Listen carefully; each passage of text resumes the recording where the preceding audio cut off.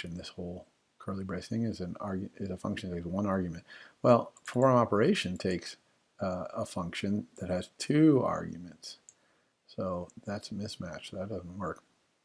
So how can we fix this? Well, actually, believe it or not, we can just make a copy of form operation of another method, same name. This one's going to have different arguments. It's going to have an argument, which is a function that only takes one double and returns a double. And then inside here, obviously, we don't need to pull two things off the stack, just one. And obviously, we only need to check to make sure there's one thing on the stack. And look, all errors, warnings gone. Okay, Swift automatically figured out that this performer operation must be this one because this is a function that only has one argument, and so it matched it up with this version of it. So in Swift, you can have functions with the same name. They can, as long as they have different arguments, and Swift will automatically pick the right one if it can. There are some times when it's just like, I can't really tell which one you mean, and it will certainly complain in that case.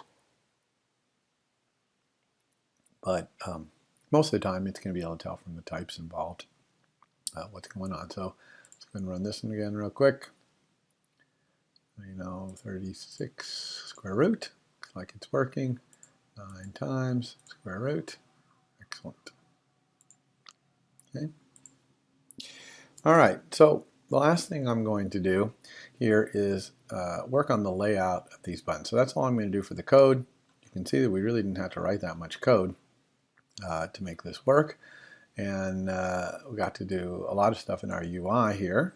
So let's go ahead and make it so these buttons spread out, because right now you see all the space is wasted right here, and on an iPhone in portrait mode the whole bottom space is wasted, and in an iPhone on landscape mode this whole side is going to be wasted. So I really want these buttons much bigger and stretching out. Now when you do something like that, you have to think a little bit of kind of what your strategy is going to be. You can't just kind of brute force start, control dragging between things and trying to set up the horizontal spacing and maybe line up them, maybe make them the equal width and height. Oh my gosh, you'd be control dragging all day long doing that. So I'm not going to use control drag to do this. I'm going to use these buttons down here, which are kind of bulk auto layout buttons. Let's go ahead and use the whole screen here, document outline. So what is it going to be my strategy? Well, my strategy is I'm going to make a perfect grid here. So I almost have one, except for there's one missing here. So I'm actually going to take a button, copy and paste it. Okay, just kind of be a dummy button here actually, with no title.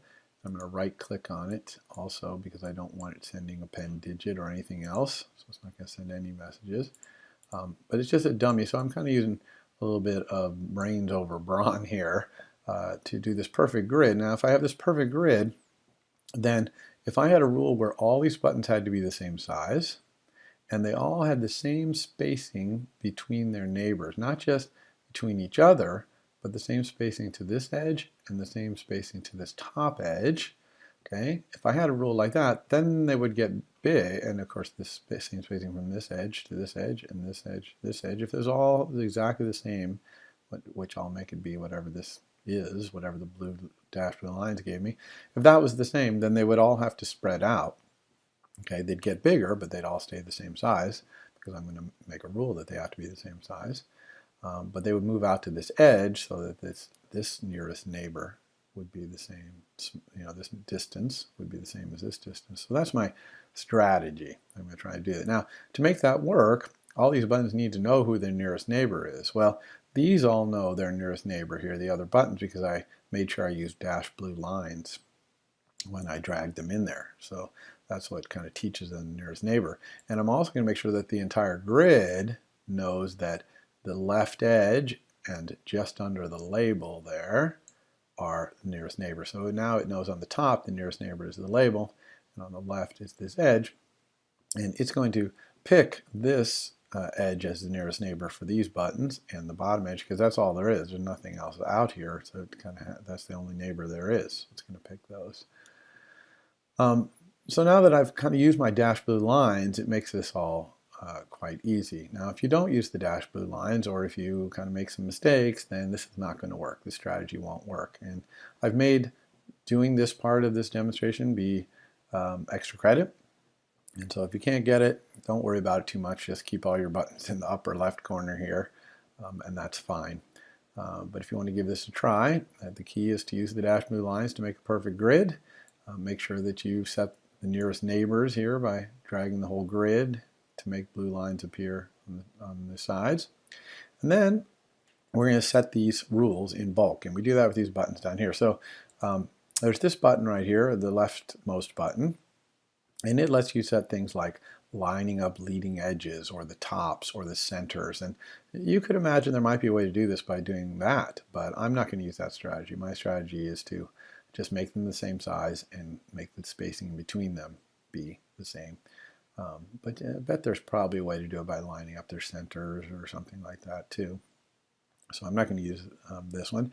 The next one over right here is the one that has the things I want. And so you can see that it allows you to make all the buttons equal widths and heights. Okay, not width and height, that fixes them at a certain width and height. This means that they can be any width and height they want, but they all have to be the same width and height, all these buttons. Of course, I have these all selected, by the way. If you don't have them selected, it doesn't make any sense.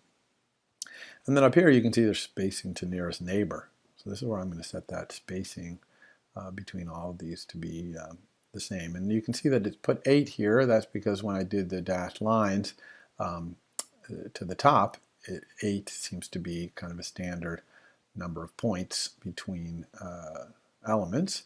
These are all multiple because some of these buttons, their nearest neighbor is way over here, and it's huge, right? The bottom or their right. But all these buttons, the thing on top, whether it's another button or whether it's this label, all of them happen to be this 8 points right here. So I want all these to be 8. So I'm just going to turn this bar on right here, which says, yes, please enforce and make the rule that all of these are 8 points from their nearest neighbor to the top, and also 8 to the left, 8 to the right, and 8 to the bottom. Really want to make sure these beams are on. If these beams are off, even if there's a number here, then it's not going to add this rule. So we want it to add this rule. So this adds up to 87 different rules. All these equal widths and heights, and all these sparing neighbors. So if you don't have 87 in here, if it says 100 and something, whatever, and probably you don't have everything lined up right, because it only takes 87 constraints to express all these rules. All right. Now, when I click this add 87 constraints, it's going to add these rules to all these buttons, and watch what happens. So I get all kinds of, first these blue lines are showing me the rules. Okay, a lot of them are saying here that things are equal widths and heights. That's what these little equals rules means. But there's also tiny little I-beams right up here that are showing the spacing to nearest neighbor. And also look, there's a lot of yellow here. This yellow, remember, means, yeah, there's constraints on these, but they're not actually where they're supposed to be based on those rules. So we really want to move them all to be in their proper spaces based on these rules. That's what these dashed yellow lines mean. So we're going to do the same thing to do that we did at the beginning with the label on the top, which is go to our document outline here in the lower left corner. Okay, here's our document outline. When we last saw it, it only had this one label in there. And now we got all these buttons added. You can see they're all selected, and they're all selected here as well. And we've got this little yellow thing up here. Now, if this is red, okay, if you do all this and this thing is red, well, that means that you've got not just warnings that your constraints aren't in the right place, but you've got errors, usually conflicting constraints, where you've asked auto layout to enforce 2 rules that conflict with each other. So if you get to that red, this is not going to work. So you'll want to start over, and I'll show you in a minute how you can restart over if things are not going your way. But if it's yellow, that just means things are in the wrong place, so no problem. We click the yellow. Here's all the things that are in the wrong place. This is all the buttons. You can see they highlight as I mouse over them. And you can really pick on any one of them to fix this, because there's a nice little switch here called Apply to All Views and Containers. You don't have to click on each one and have it frame update to the proper thing. You can just click Apply to All Views and Container, and it's going to move the frame of all the buttons to fix the fact that they're in the wrong place based on their rules. So let's try that. I'm going to hit this button right here, fix